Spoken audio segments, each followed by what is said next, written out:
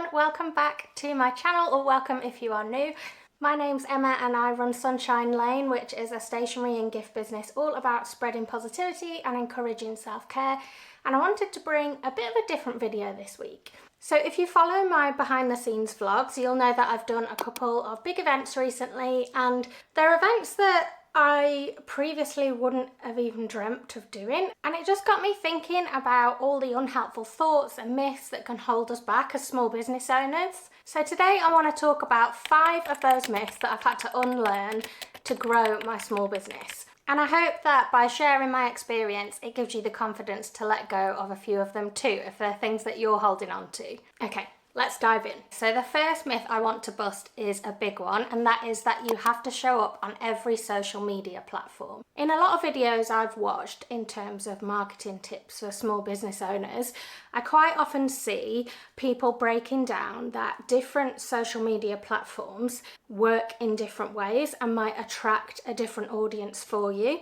And that's absolutely true, but I think it can put a pressure on to therefore show up in every single one. And this is something I've tried to do in the past with Pinterest, YouTube, Instagram, TikTok, YouTube Shorts, just all of them. And I was just completely burnt out with it, and it left me no time to run the rest of my business. It also affected the quality of my content, I think. I was trying to post everywhere, and therefore the quality of my content really took a hit because it almost became quantity over quality. So I was completely exhausted and not even that happy with the results of what I'd done. And so the truth is obviously that was just spreading myself way too thin. I think you don't have to be everywhere.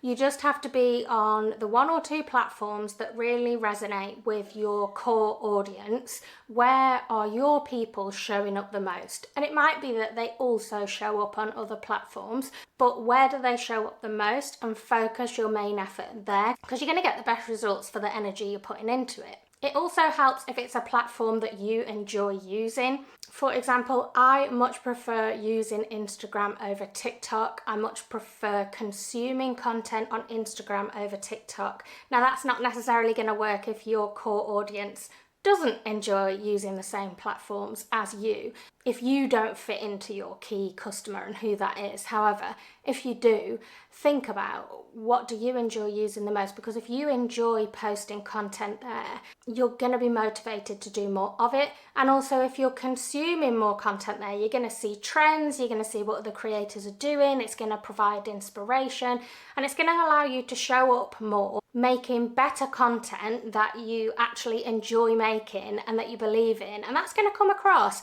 and people are going to want to engage with that more. I think sometimes you can really tell when content has been created by someone who's genuinely enjoyed making it versus someone who's scrambling and doing it because they think they should. So do really try and think about quality over quantity. Okay, so myth number 2 is that you need a massive marketing budget to grow. I used to think that I wasn't necessarily doing marketing properly because I wasn't spending a ton of money on ads and things like that. I would tell myself that I was only really going to start getting really good results if that's what I was doing, and that I needed to put the money into it to get the results out. And actually, that's not the case. I did a video recently called My Marketing Mix. I will leave it linked, where I talked about all the things I have used to grow my business, and all of them have been free.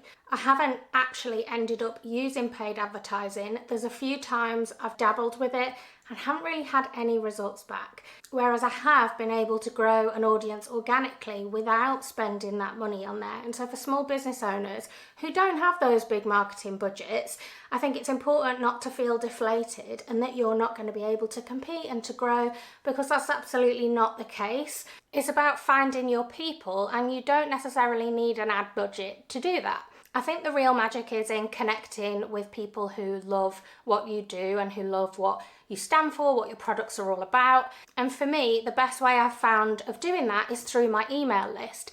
I'm not fighting with algorithms on social media platforms trying to get seen.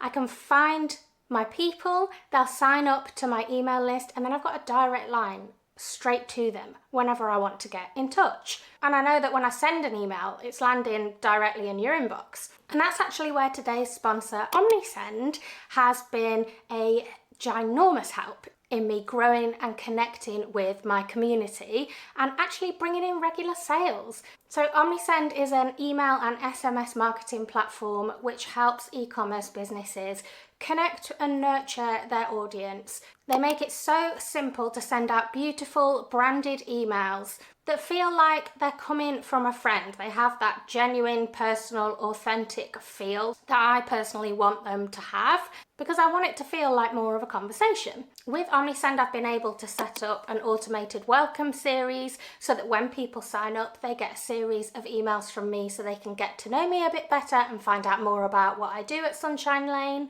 I can send out quick notes about new products or just share little behind the scenes updates, all from one place. Since I started using OmniSend around the middle of last year, it's actually brought in more than £4,700 in revenue to my business, which is absolutely amazing. And almost £2,000 of that came from automations that I set up once and then OmniSend handles behind the scenes. So as opposed to social media platforms where you've got to come up with a new post every time, I'm not doing that with OmniSend, and almost half of that is coming from things that I only had to do one time, and now it's just working, and that's amazing. More things like that, please. It's by far the most valuable marketing tool I have, and I can't imagine running my business without it now. And so if you're tired of shouting into the social media void, you should check them out. They have an absolutely free plan, which remains free until you have over 250 subscribers on your email list, which is amazing. So I will leave the link you need in the description below for you to go and access that free plan. And if you already have over 250 contacts on your email list, then you can seamlessly switch to OmniSend and you will get 30% off your first 3 months with the code in the description below. So go and check them out. Your most powerful tool you'll have is having a direct connection with your audience. So start that email list and keep talking to your audience. It is free and it works. Okay, myth number 3, you have to have the lowest prices to compete. Now this is one that really used to panic me, and it can really mess with your head and make you doubt your work. I know I used to underprice my products because I was scared no one would buy them. Sometimes if you do a search on Etsy, for example, for similar products, you'll see prices on there that you think, how can these people possibly be making any money charging these prices? And then you start to tell yourself that unless you do the same, why would anyone buy from you? But everybody's products are different and every business is different. And something important I think I realised is that your small business has a story and customers want in on that. They want to be a part of it. They're not just buying the product. They're buying a product from you specifically. And your prices should reflect the quality and the care that you put into making them, especially if they are something that's created in small batches.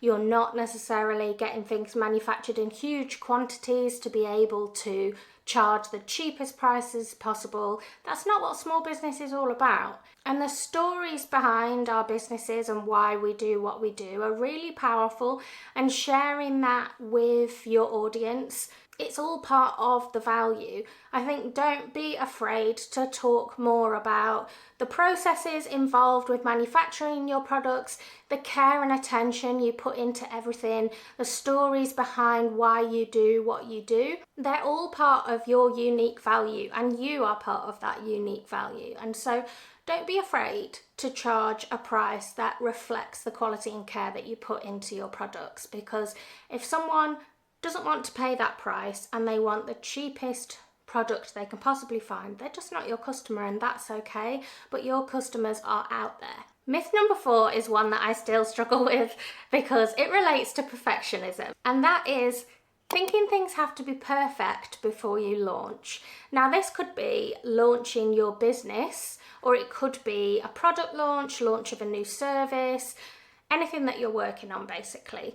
I know some people massively put off launching their business at all because they think they need to have the logo, the branding, everything completely down 100%. And the truth is, you really don't. If you're not careful and you get stuck in that cycle, you will never share what you're creating with people, and that's a real shame. When I launched my business, I was actually called Plan, Inspire, Create.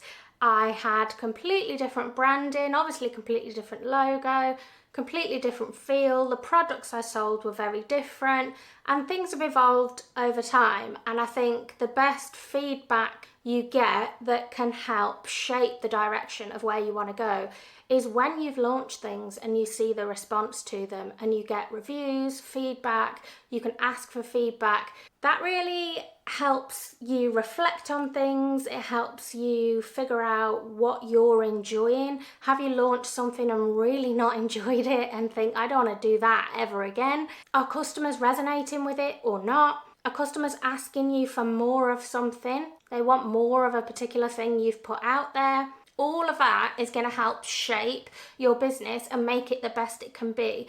But if you let fear of things being less than perfect hold you back from ever sharing what you're doing, then you're never going to receive that, and it's a real shame and a lost opportunity, really. So I think my tip is it's okay to launch messy and figure it out as you go.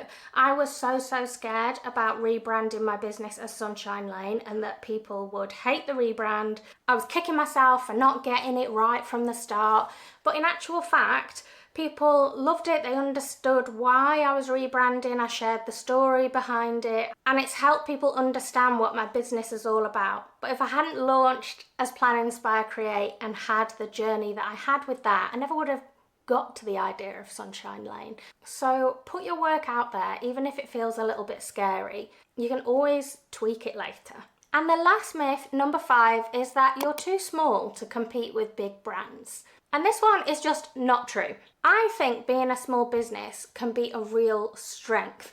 I think there's a lot of flexibility in being a small business and being able to pivot and make quick decisions as you go that you just don't get in big businesses. You can be nimble and adapt to things. You can hop on a trend. You can really get to know your customers and make genuine connections, and you can create community in a way that a big brand never can. It's just not going to have that personal touch. You're never going to feel like you're talking to an individual, but with a small business, you do. Share your story, share you, share your passions, share why you do what you do, share your processes behind the scenes, share the passion that goes into what you create. That's something no big brand store can ever replicate. Just a note on that, I know some people don't always feel confident to show themselves in content, and that's absolutely okay. There are a ton of videos out there sharing tips on how to show up on social media without showing yourself. And if it's something you don't want to do or can't do for whatever reason, that's absolutely fine. There's more than one way to do things. Get creative with it. You can still share your story without sharing your face. So I just wanted to highlight that there is more than one way of doing things, and if that's something people would be interested in a longer video on me exploring and maybe sharing some tips around how you could do that, let me know in the comments and I will add it to my list. For the first 6 months of having this YouTube channel, I never showed my face. I was a series of very expressive hands, and I still got views. So there you have it. 5 business myths busted, myths that I feel like I've had to let go of to grow my business, and I continue to remind myself to let go of, because I do think they're things that can creep back in, those unhelpful thoughts, particularly things like perfectionism and comparison. You might see other people showing up here, there and everywhere, and you compare to them and think, I need to do this thing and that thing and that thing. Before you know it, you've spread yourself too thin. So I think it's something to keep coming back to, almost like a set of anti-rules to have for yourself, to say, I am not going to do these things, and they're going to give you that creative freedom to move forward in the way that best suits you, and your audience is going to love seeing that. So I hope this gives you the confidence to let go of some of those business rules that you might have been holding on to. Let me know in the comments if you think there is one of these, or maybe a different one I haven't mentioned, that you think you are going to try and let go of, or that you have let go of in the past and it's worked for you. Sometimes there are things we definitely have to unlearn. unlearn. Please like this video if you enjoyed it and subscribe if you're not a subscriber already. It really helps push these videos out to other people who might like to see them too. And you can keep up with my behind the scenes vlogs, part of my story and what I'm up to, as well as occasional tips and tricks videos like these. So I will see you back here on YouTube next week for another video, and until then, take care of yourselves. Bye everyone!